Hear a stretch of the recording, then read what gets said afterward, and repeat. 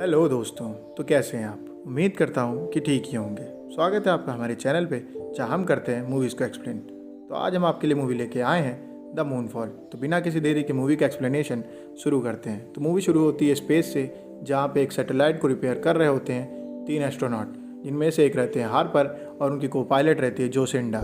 जोसिंडा जो रहती हैं वो स्पेसक्राफ्ट के अंदर रहती हैं और हार्पर अपने एक दोस्त के साथ स्पेसक्राफ्ट से बाहर उस सैटेलाइट को रिपेयर कर रहे होते हैं। तभी उनके पीछे से एक काली सी चीज़ आती है जो उन पर अटैक कर देती है और अटैक के दौरान जोसिंडा स्पेसक्राफ्ट के अंदर बेहोश हो जाती है और हार्पर अकेले बाहर बचता है। वहीं उसके दोस्त को वो काली सी चीज़ ले जाती है।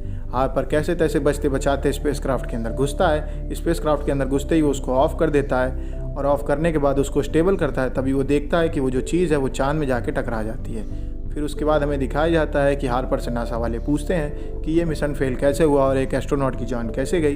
तो हार्पर उनको बताता है कि एक काली सी चीज़ आई थी जो कि हमको टक्कर मार के वहाँ से चली गई। इस बात को मानने के लिए नासा वाले तैयार नहीं थे, जिस वजह से उन्होंने जोसिंडा को बुलाया।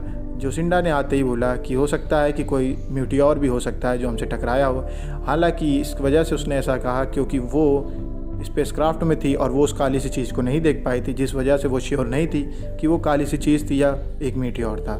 इस बात के बाद हार्पर की नौकरी चली जाती है और नासा उसको एज अ गाइड रख लेती है अपनी एजेंसी में। वहीं दूसरी ओर जोसिंडा को डायरेक्टर बन जाती है नासा की। उसके कुछ साल बाद हमें दिखाया जाता है कि कैसे हार्पर अपनी गरीबी की लाइफ जी रहा है क्योंकि उसके पास अब कोई जॉब नहीं है। वहीं दूसरी ओर एक नासा की स्पेस एजेंसी में एक आदमी पोछा झाड़ू लगा रहा होता है। उसका नाम रहता है केसी हैमरमैन। वो जब देखता है वहाँ पे कोई नहीं है तो वो धीमे से जाके एजेंसी के अंदर घुस जाता है और सैटेलाइट चेकअप के दौरान उसे पता चलता है कि जो मून है उसका रेडियस बढ़ रहा है। ये बात जानते ही वो तुरंत फ़ोन करता है नासा में, लेकिन उसकी बात पर कोई भरोसा नहीं करता है। वहीं दूसरी ओर जो हार्पर रहता है उसका बेटा अब उसकी माँ के नए पति के साथ रह रहा होता है। जो बेटा रहता है वो एक दोस्त के साथ गाड़ी चला रहा होता है जिस गाड़ी में ड्रग्स रहते हैं। ये बात उसके बेटे को नहीं पता होती है, पर इस वजह से उसके बेटे को जेल हो जाती है। वहीं हार्पर एक वकील के साथ वहाँ पहुँचता है जिसको कि टॉम ने भेजा होता है। टॉम हार्पर की बीवी का नया पति रहता है और उस वकील के साथ हार्पर वहाँ पहुँचता है। वो वकील वहाँ पे कुछ बोलता ही नहीं है और हार्पर के बेटे को जेल हो जाती है। हार्पर काफ़ी गुस्सा आ जाता है और वो अपनी बीवी पे चिल्लाता भी है कि तुमने कैसे आदमी से शादी की है कि उसने एक ऐसा वकील भेजा है जो कि हमारी हेल्प भी नहीं कर रहा। इसके बाद हार्पर वहाँ से वापस घर जाता है, जहाँ पे उसको याद आता है कि आज उसको जाना है नासा में, जहाँ पे उनको बच्चे भेजे गए हैं स्कूल के और उसे उन बच्चों को घुमाना है नासा में। वो वहाँ पहुँचने वाला होता है कि तभी वो देखता है केसी वहाँ पे खड़ा होता है जो कि बच्चों को स्पेस के बारे में बता रहा होता है। केसी उसको कागज़ देता है और बताता है कि ये देखो मून का रेडियस बढ़ रहा है और हमें अर्थ को बचाना होगा। ये बात सुनने के बाद हार्पर गुस्सा आ जाता है क्योंकि उसका बेटा ऑलरेडी जेल में होता है। तो गुस्से की वजह से हार्पर उन कागज़ों को फेंक देता है और केसी को बाउंसर्स के द्वारा बाहर फेंकवा देता है। केसी अपनी माँ के पास जाता है और कहता है मेरी बात कोई नहीं मान रहा है। तो उसकी माँ उससे कहती है कि तुम्हें दुनिया को अपनी बात मनवानी होगी। ये बात सुनने के बाद केसी सोशल नेटवर्किंग साइट्स पे सारा डाटा डाल देता है कि कैसे मून का रेडियस बढ़ रहा है और वो अर्थ पे गिरने वाला है। वहीं दूसरी ओर नासा को भी स्पेस एजेंसी से पता चल जाता है कि मून का रेडियस बढ़ रहा है और वो अर्थ की तरफ आ रहा है। वो लोग आपस में डिसाइड करते हैं, बात करते हैं और उनको पता चलता है कैलकुलेशन के बाद कि मून 2 या 3 महीने में अर्थ के ऊपर गिरेगा। ये बात जानने के बाद नासा तुरंत नासा के डायरेक्टर की मदद से एक टीम का गठन करती है जो कि डायरेक्ट जाती है चांद पे। वो ये चीज़ को पता करते हैं कि जो मून पे गड्ढा हुआ है वो कैसे हुआ है। उस ड्रोन को वो वहाँ पे डालते हैं उस गड्ढे के अंदर। वो ड्रोन गड्ढे में 25 से 24 किलोमीटर अंदर चला जाता है। तभी वो ड्रोन वापस आने लगता है और उस ड्रोन को कोई और नहीं, वो क्रिएचर ही लेके आ रहा होता है, वो काली सी चीज़। और वो कोई और नहीं, एक एलियन टेक्नोलॉजी रहती है जो कि हम लोगों से काफ़ी एडवांस रहती है और वो उन तीनों लोगों को मार देता है। इसके बाद वहाँ पे नासा वाले डर जाते हैं और जो नासा का डायरेक्टर रहता है वो अपने पद को छोड़ के भाग जाता है और जोसिंडा को अपना कार्ड दे जाता है और उससे कहता है मुबारक हो, तुम हो अब से नई डायरेक्टर नासा की। और ये सुनने के बाद जोसिंडा घबरा जाती है कि ऐसा क्या हुआ कि हमारा डायरेक्टर भाग चुका है। वहीं उसके बाद जोसिंडा जो होती है वो जाती है एक एरिया में जो कि रिस्ट्रिक्टेड रहता है नासा की तरफ से। वहाँ पे सिर्फ डायरेक्टर से जा सकते हैं। तो वहाँ पे जाती है और हार्पर की फ़ाइल चेक करती है। फ़ाइल चेक करने के दौरान उसे पता चलता है कि हार्पर सही था। उसकी वीडियो में वहाँ पे स्पेस शूट की मिलता है कि जो एलियन रहता है वो उन लोगों पे अटैक करता है और वो कोई अजीब सी चीज़ है, ना कि मीटियोर है। ये जानने के बाद जोसिंडा तुरंत हार्पर को ढूंढने का मिशन चालू कर देती है क्योंकि अब वो जान चुकी है कि एक हार्पर ही है जो उन्हें बचा सकता है। वहीं दूसरी ओर हार्पर को भी पता चलता है कि मून का रेडियस सच में बढ़ रहा है और अर्थ पे गिरने वाला है। ये बात जानने के बाद वो तुरंत नासा के लैब में पहुंचता है जहां पे केसी के कागज़ पड़े रहते हैं। वो उनको उठाता है और उन पे केसी की आईडी को ढूंढता है और वो केसी की आईडी ढूंढ लेता है। और केसी अपनी वीडियो में डालता है कि वो एक जगह पे मीटिंग करने वाला है कुछ लोगों के साथ और लास्ट में वो उन लोगों को खाना खिलाएगा। खाने की वजह से वहाँ पे वो लोग आ जाते हैं जिनको केसी की बातें बिल्कुल भी नहीं समझ में आती हैं, पर वहाँ पे आ जाता है हार्पर को देखते ही केसी काफ़ी एक्साइटेड हो जाता है और हार्पर केसी को देख के काफ़ी भौचक्का रहता है कि कैसे इस आदमी को पता चल चुका है सबसे पहले कि मून का रेडियस बढ़ रहा है। तो केसी उसको बताता है कि मैं हूँ डॉक्टर केसी हैमरमैन और मुझको काफ़ी ज़्यादा इंटरेस्ट है चांद में और स्पेस में। वहीं दूसरी ओर मून का रेडियस बढ़ने की वजह से उस जगह पे बाढ़ आ जाती है और बाढ़ में कैसे बचते बचाते वो लोग ऊपर जाके बिल्डिंग में छुप जाते हैं और वहाँ पे सो जाते हैं। सो ही रहे होते हैं कि तभी वहाँ पे आ जाती है नासा की टीम हार्पर को लेने के लिए। वो हार्पर को और केसी हैमरमैन को लेके वहाँ से चले जाते हैं जोसिंडा के पास। जोसिंडा को देखते ही हार्पर कहता है तुम। उसके बाद जोसिंडा उससे कहती है कि मुझे मालूम नहीं था कि तुम सही थे। और ये बात जानने के बाद हार्पर को खुशी होती है कि आखिरकार कोई तो है जो उसके ऊपर भरोसा कर रहा है। फिर जोसिंडा उसको बताती है कि कैसे उसने 3 लोगों की टीम भेजी थी जो कि नासा की तरफ से गई और उस पर उस चीज़ ने अटैक कर दिया। ये बात जानने के बाद हार्पर काफ़ी डर जाता है, पर जोसिंडा उससे कहती है कि तुम अकेले ऐसे पायलट हो जो ऑफ स्पेसक्राफ्ट को भी अर्थ पे लेके आ चुके हो। ये बात जानने के बाद हार्पर को पता चल जाता है कि अगर हम इलेक्ट्रिक चीज़ का उस स्पेस क्रिएचर के पास यूज़ करेंगे और हम ऑर्गेनिक लाइफ यानी कि हम जो हैं वो ऑर्गेनिक लाइफ है उस इलेक्ट्रिक चीज़ के पास रहेंगे तो वो चीज़ हम पे अटैक ज़रूर करेगी। हार्पर प्लान बना ही रहा होता है, पर वो प्लान बनाने के बाद बताता भी है कि उसको उसके लड़के की ज़रूरत है जो कि अब जेल में है। तो जोसिंडा उसे कहती है कोई बात नहीं, मैं तुम्हारे लड़के को जेल से छुड़वा दूंगी और वो ऐसा ही करती है। वहीं दूसरी ओर जोसिंडा का भी एक बेटा रहता है जो कि अब जोसिंडा के पास रहता है और अब वो लोग जानते हैं कि अर्थ खतरे में है। तो वो एक बंकर में उसका एक्स हस्बैंड जो कि आर्मी का चीफ रहता है वो छुपा होता है। वो जोसिंडा से बात करता है कि तुम मेरे बेटे को मेरे पास भेज देना, मैं उसको बंकर में रख लूँगा। वहीं जोसिंडा डिसाइड करती है कि हार्पर के बेटे को और अपने बेटे को एक लड़की के साथ वहाँ पे भेज देगी। वहीं हार्पर अपने बेटे से मिलता है, खुश होता है, गले लगाता है और उसको एक गन देता है। उससे कहता है कि तुम्हें रास्ते में अपना ख्याल और इस बच्चे का ख्याल भी रखना होगा।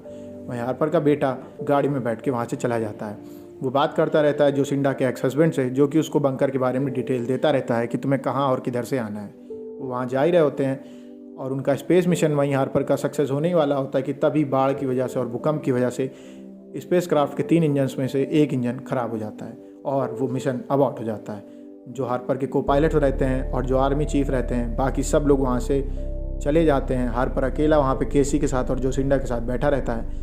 तभी वो लोग डिसाइड करते हैं, उनको केसी ये आइडिया देता है कि मून अर्थ के काफ़ी पास आ रहा है जिस वजह से मून की ग्रेविटी में हम 2 इंजन के साथ भी जा सकते हैं और इस मिशन को हमें पूरा करने के लिए सिर्फ 23 मिनट हमारे पास हैं। वो लोग जल्दी से मिशन को तैयार करते हैं और टीम बनती है केसी की, हार्पर की और जोसिंडा की। वो लोग स्पेस क्राफ्ट को लेके वहाँ पे जाते हैं और वो चांद में चले जाते हैं। वो चांद के पास जाते हैं और अपने स्पेस क्राफ्ट के अंदर से ड्रोन लेके हार्पर निकलता है जिसमें वो बॉम्ब रहता है। वो ड्रोन को हार्पर वहाँ पे छोड़ आता है उस गड्ढे के पास, पर वो देखता है स्पेसक्राफ्ट से कि वो जो चीज़ है वो उस ड्रोन के पास नहीं आ रही है और वो चीज़ ड्रोन को छोड़ के उनके स्पेसक्राफ्ट के पास आने लगती है।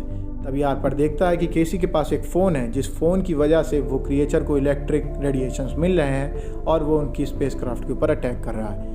तो हार्पर तुरंत उससे फ़ोन छीनता है और उस फ़ोन को तोड़ देता है। जैसे उस फ़ोन को तोड़ देता है वो क्रिएचर स्पेसक्राफ्ट को छोड़ के वहाँ से चला जाता है।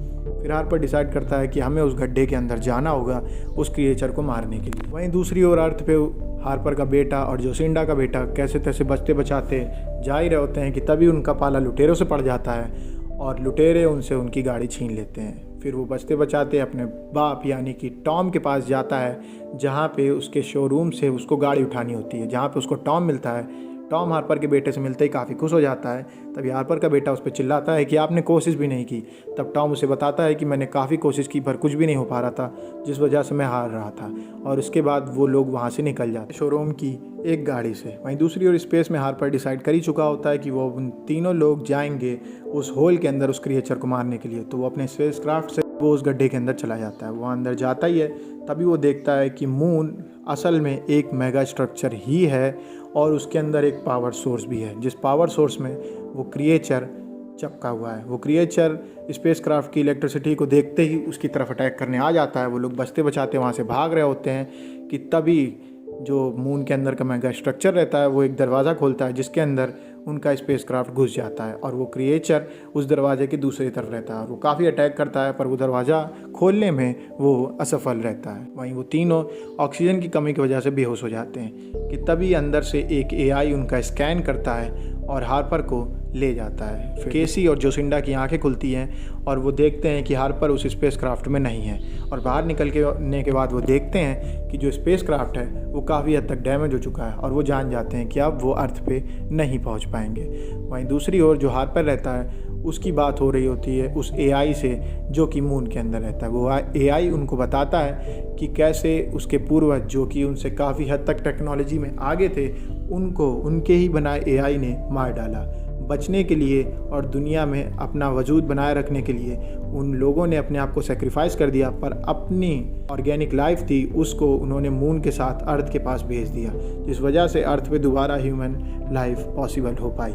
और मून कोई और नहीं वो AI है जो कि खुद पहले के इंसानों ने बनाया था। तब हार्पर डिसाइड करता है कि वो अपने आप को कुर्बान कर देगा उस ड्रोन के अंदर उस क्रिएचर को मारने के लिए। दूसरी ओर अर्थ पे हमें दिखाया जाता है कि सनी जो कि हार्पर का बेटा रहता है वो अपने स्टेप फादर टॉम के साथ बाकी फैमिली के साथ भाग रहे होते हैं कि उनके पीछे लुटेरे पड़ जाते हैं। लुटेरे उनको पकड़ने ही वाले होते हैं अपनी कारों से, तभी ग्रेविटी जो कि मून की बढ़ती है अर्थ के पास आने की वजह से वो लोग वहाँ से बच के भाग जाते हैं, पर वो 3 लोग पत्थरों के नीचे दब के मर जाते हैं। उनकी गाड़ी ख़राब हो जाती है। तब सनी और टॉम वहाँ से अपनी फैमिली के साथ निकलते हैं।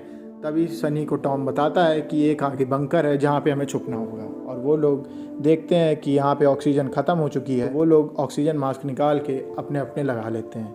वो लोग पैदल वहाँ से चल रहे होते हैं कि तभी टॉम की जो बेटी है उसका ऑक्सीजन मास्क ख़त्म हो चुका है। तभी टॉम अपना मास्क निकाल के अपनी बेटी को दे देता है और उससे कहता है तुम बेटी आगे चलती रहो और पीछे मुड़ के मत देखना। और टॉम की वहीं पे डेथ हो जाती है। टॉम की बेटी जैसे सनी के पास पहुंचती है, सनी पूछता है कि फादर कहाँ पे हैं, तो वो बताती है कि वो मेरे पीछे ही आ रहे थे। तभी वहाँ पे ब्लास्ट होता है। वहीं पे मिशेल रहती है, वो डिसाइड करती है कि वो जाएगी सनी को बचाने। वो वहाँ निकलती है, देखती है सनी एक पेड़ के नीचे दबा हुआ है और मून अर्थ के पास आने लगता है। जैसे ही मून अर्थ के पास आने लगता है तो पेड़ ग्रेविटी की वजह से ऊपर जाने लगता है और सनी वहाँ से निकल के भाग जाता है। वो भाग के वापस बंकर में चला जाता है। वहीं चांद पे हमें दिखाया जाता है कि हार्पर बाहर आ चुका है और AI ने हार्पर के स्पेसक्राफ्ट को ठीक कर दिया है और वो वहाँ से बाहर निकलते हैं और वो क्रिएचर उनके पीछे पड़ जाता है। तभी केसी डिसाइड करता है कि वो अपने आप को कुर्बान करेगा, ना कि हार्पर ये जानने के बाद काफ़ी गुस्सा आ जाता है। उससे बोलता है कि इधर आ जाओ, मैं करूँगा। बट केसी ये कहने से मना कर देता है और केसी अपने आप को उस क्रिएचर के साथ कुर्बान कर देता है। इसके बाद हार्पर और जोसिंडा कैसे तैसे बचते बचाते हैं, क्योंकि मून अर्थ के बहुत पास रहता है तो उनको अर्थ में आने में दिक्कत नहीं होती है। वो अपने स्पेसक्राफ्ट से अर्थ पे आ जाते हैं और वो आते भी अपने बच्चों के ही पास हैं। उनके बच्चे उनसे मिलते हैं और वो बताते हैं कि अब हम सेफ हैं और मून जो रहता है वो वापस अपनी जगह जा चुका है। और यहाँ पे हमें दिखाया जाता है कि जो केसी है अब वो उस AI का हिस्सा है जो कि मून के अंदर है और मूवी यहीं पे ख़त्म हो जाती है। अगर आपको वीडियो अच्छी लगे तो वीडियो को लाइक करें, चैनल को सब्सक्राइब करें।